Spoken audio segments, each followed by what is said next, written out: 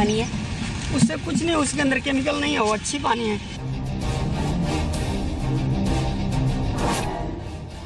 अब इधर ही देख लो, जो है आप पानी आता रहता है। ये पानी से खेती होती है। हाँ।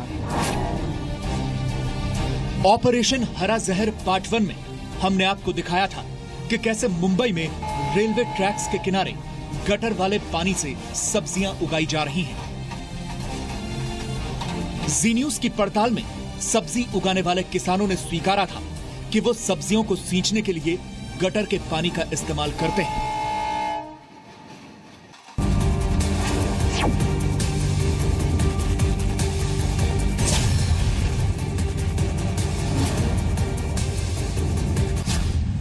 अब आज हम आपको ऑपरेशन हरा जहर की दूसरी कड़ी दिखाने जा रहे हैं। हमारी आज की पड़ताल में और भी चौंकाने और डराने वाले खुलासे होने जा रहे हैं।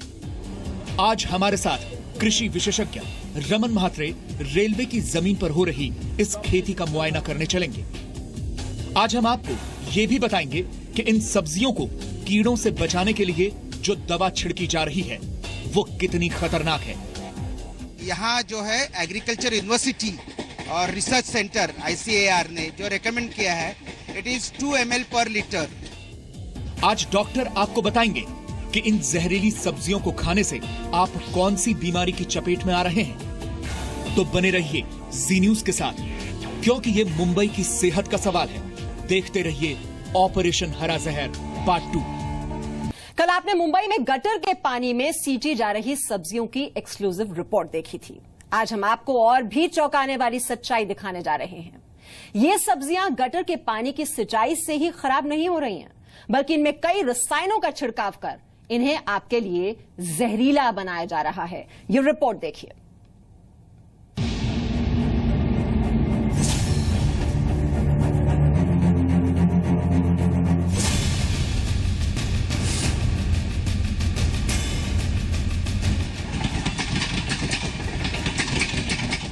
मुंबई के रेलवे ट्रैक के किनारे उगती सब्जियों की जहरीली हकीकत हमने आपको दिखाई, लेकिन क्या कोरी आंखों से गंदगी और सब्जियों के खराब होने का अंदाजा लगाना सही था?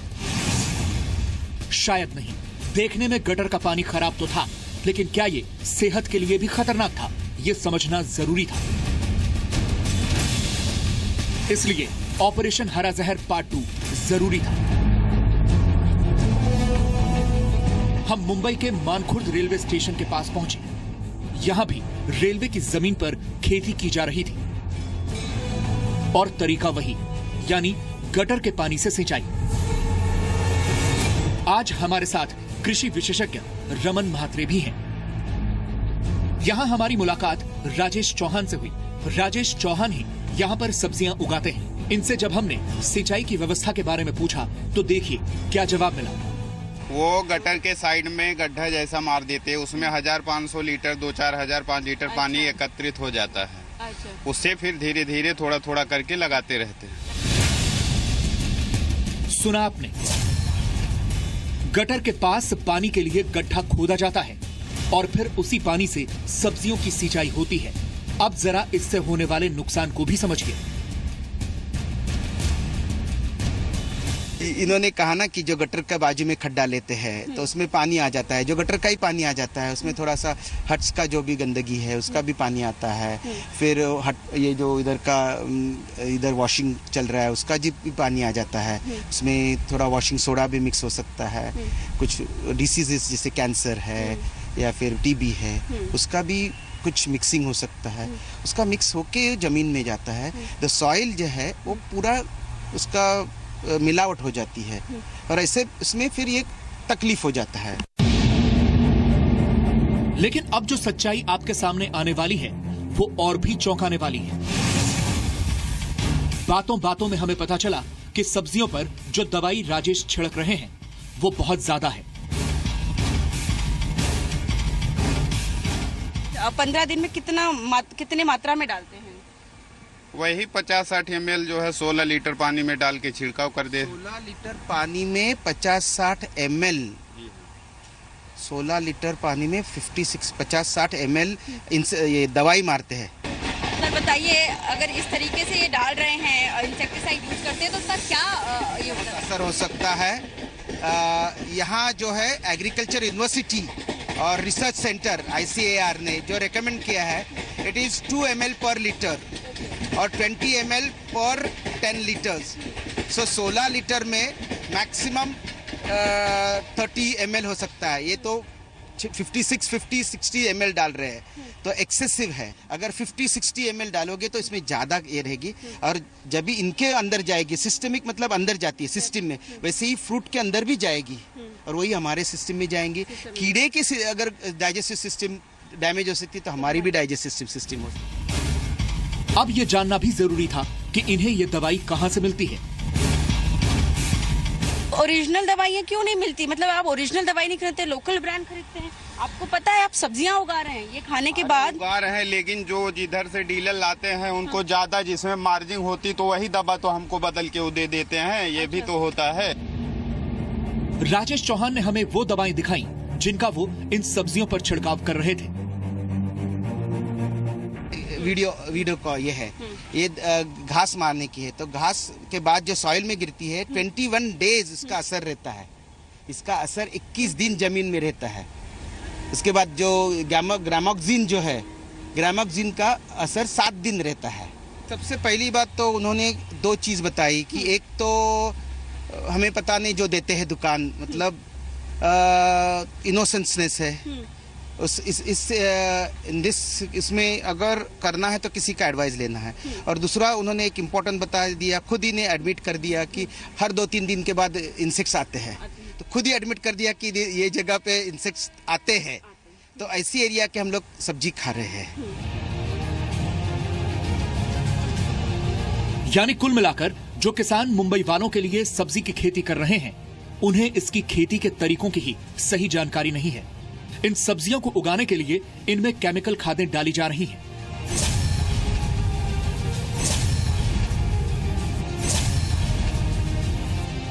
उन्होंने खुद एडमिट कर दिया कि हम लोग यूरिया यूज करते हैं, सुफला यूज करते हैं। कहीं भी उन्होंने कहा नहीं कि हम ऑर्गेनिक कुछ यूज करते हैं, जैसे फार्म यार्ड मैन्योर, काउडंग या फिर कंपोस्ट, ऐसा कोई भी उन्होंने मेंशन नहीं किया है। इसका मतलब पूरी की पूरी चीज जो है ये केमिकल के ऊपर ही चल रही है। कहीं भी ये नहीं है कि कहीं ऑर्गेनिक मैटर हो सके। जिस जमीन पर हरी सब्जियों की पैदावार हो रही है, रमन महात्रे के मुताबिक वो शरीर के लिए जहर की खेती के अलावा कुछ नहीं है, क्योंकि यहाँ की मिट्टी भी खराब हो चुकी है। सर ये मिट्टी क्या परफेक्ट है क्रॉपिंग के यहाँ पे? परफेक्ट तो छोड़ दिए, ये तो यूजफुल ही नहीं है, क्योंकि उन्होंने खुद एडमिट कर दिया है कि इसमें सिर्फ केमिकल डालते हैं। ये पूरा एनवायरनमेंट भी सर एक बार जानना चाहेंगे, ये इलाका है, कौन सी केमिकल फैक्ट्रीज और उसका क्या असर होता है? देखिए, पहली तो ये तो सब स्लम एरिया है, तो स्लम को वहाँ कहीं भी ये नहीं है क्या सैनिटरी सिस्टम, तो सभी लोग सुबह यहाँ आ जाते हैं, तो यहाँ बैठते हैं रेलवे ट्रैक के किनारे, तो ये सब पूरा गंदगी यहाँ आते हैं। मैंने जैसा उनके डिसीज को क्या हो सकता है किसी को भी पता नहीं है। यानी मुसीबत दोहरी है। सब्जियां उगाने के लिए न सिर्फ गंदे पानी का इस्तेमाल हो रहा है, बल्कि उनमें कीटनाशक भी निर्धारित मात्रा से ज्यादा छिड़के जा रहे हैं, यानी जहर का डबल डोज।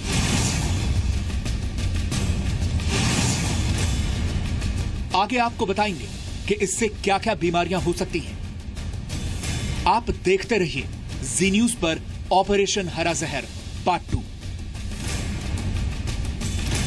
तो अभी आपने देखा कि कैसे ये जहरीली सब्जियां आपकी सेहत खराब कर सकती हैं। अब आपको हम उस टेस्ट का रिजल्ट दिखाने जा रहे हैं जो हमने उस गटर वाले पानी के सैंपल से किया। हमने ये सैंपल पहले ही लैब में दे दिया था। हमारी सहयोगी कविता शर्मा आपको बता रही हैं कि कौन सा बैक्टीरिया इस पानी में पाया गया है। हमने आपको दिखाया किस तरीके से सब्जियों को गटर के पानी से उगाया जाता है। वो बदरंग तस्वीर हमारी आंखों को बिल्कुल नहीं भा रही थी, लेकिन अब एक कदम आगे बढ़कर जी न्यूज आपको आज दिखाने वाला है कि जिस पानी से सब्जियां उगाई जाती हैं, आखिर वो मटमैला पानी कितना आपके लिए खतरनाक हो सकता है। माइक्रोबायोलॉजी लैब में मौजूद हैं, प्लेक्सिस में मौजूद हैं और हमारे साथ लैब मैनेजर हैं रोमन। हाय रोमन। हाय। तो ये आपने पानी देने के बाद हम लोगों ने ये प्रोसीजर किया है। इसको हम लोगों ने मतलब एक कल्चर प्लेस में पोरिंग करके 48 आवर्स टू 12 आवर्स के लिए 12 टू 48 आवर्स हम लोगों ने इंक्यूबेशन में डाला, इंक्यूबेटर में यहाँ पर।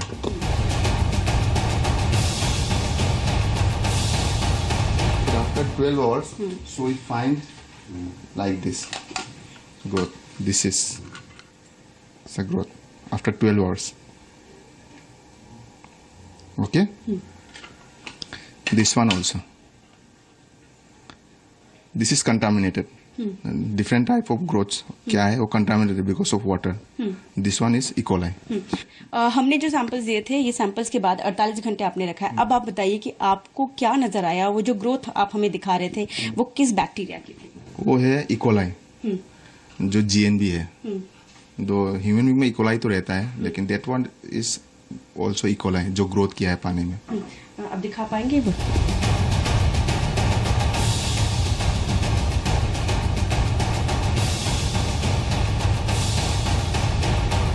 जो मुझे दिखाई दे रहे हैं इसमें रोमन, पिंक कलर का रॉड्स टाइप बैक्टीरिया है। ये क्या फैमिली है ई कोलाई की? ये एक्चुअली इंडिकेट प्रॉपर्ली नहीं बता पाएंगे कौन सा फैमिली का है। जस्ट वी फाइंड आउट कि this one is E coli growth. Okay, तो आप सोच सकते हैं कि रोजाना जब आपके घर में ये सब्जियां आती हैं और आप जितने चाव से इन्हें खाते हैं उस सब्जियों के साथ, और जिस पानी से इसे बनाया जाता है, उगाया जाता है, वो धीरे धीरे आपके शरीर में हल्का हल्का जहर घोल रहा है। कविता शर्मा, जी मीडिया, मुंबई। हमने मुंबई के डिस्लोक अस्पताल में इन्फेक्शन विभाग के एचओडी डॉक्टर ओम श्रीवास्तव से खास बातचीत की, जिसमें उन्होंने बताया कि गटर के पानी में उगी सब्जियां खाने से कैसे आप बीमार पड़ सकते हैं। देखिए, ये भी बहुत सिंपलिस्टिक है कि अगर आपने कहा कि इस पानी में उगाई गई हैं, आप धो लेंगे तो सब्जी बिल्कुल साफ हो जाएगी, ऐसा नहीं होता है। क्योंकि थोड़ा बहुत पानी तो सब्जी में अब्जॉर्ब होता ही है। आप उस पानी से वो सब्जी को उगाया जा रहा है, तो थोड़ा बहुत जो भी जंतु है, जो भी ऑर्गेनिज्म है, वो थोड़ा बहुत तो उसमें पाया जाएगा। ई कोलाई, कोलीफॉर्म्स जो जंतु हैं, इनकी वजह से कई किस्म की बीमारियां होती हैं। उसमें सबसे ज्यादा जो ऑर्गन्स अफेक्ट होते हैं वो जेनाइटो यूरिनरी ट्रैक्ट, मतलब आपके किडनी और यूरिनरी ब्लैडर, आपके गट मतलब पेट और पेट से जुड़े हुए जो ऑर्गन्स हैं, अलावा इसके आपके लंग्स में इन्फेक्शन होने की वजह से या लंग्स में जाने की वजह से, और बहुत सारे ऑर्गन्स में ई कोलाई पाया जाता है जो बीमारी करता है। तो बहुत ही खतरनाक है आपके लिए ये सब्जियां। आज हमने आपको प्राइवेट लैब में हुए टेस्ट की रिपोर्ट दिखाई, कल हम आपको सरकारी लैब टेस्ट की रिपोर्ट भी दिखाएंगे। और अभी आपने सिर्फ गंदे पानी की रिपोर्ट देखी है, कल हम आपको इस गंदे पानी में उगी सब्जियों की लैब रिपोर्ट भी दिखाएंगे।